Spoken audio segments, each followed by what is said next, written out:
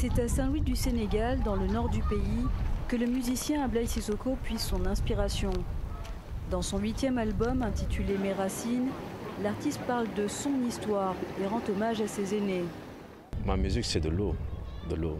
Et 90% de mes chansons, je les écris parce que je suis assis devant le fleuve et puis j'ai les pieds qui sont bercés par ces petites vagues qui touchent mes orteils. Et donc c'est là qu'on arrive à écrire des chansons. Ablaye Cissokho est issu d'une grande famille de griots.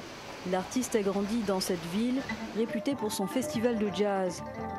Sa musique est aussi le fruit de ses nombreux échanges avec des musiciens venant des 4 coins du monde.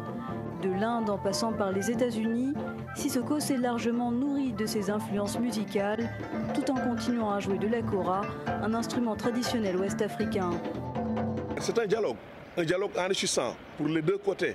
Il vient avec sa kora, avec ses lignes mélodiques, avec ses harmonies, pour recevoir des rythmes et d'autres harmonies des musiciens étrangers. Il propose des sons nouveaux, des techniques de jeu nouveaux, mais aussi une autre façon d'élaborer une chanson après une fusion.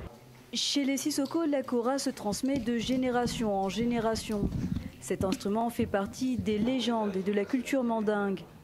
La kora compte précisément 21 cordes. Elle se fabrique localement avec une calebasse et une peau de veau. On doit vraiment beaucoup donner du respect à nos instruments traditionnels.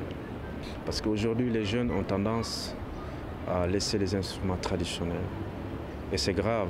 C'est-à-dire qu'il y a beaucoup d'instruments traditionnels qui ont disparu ou qui vont être disparus.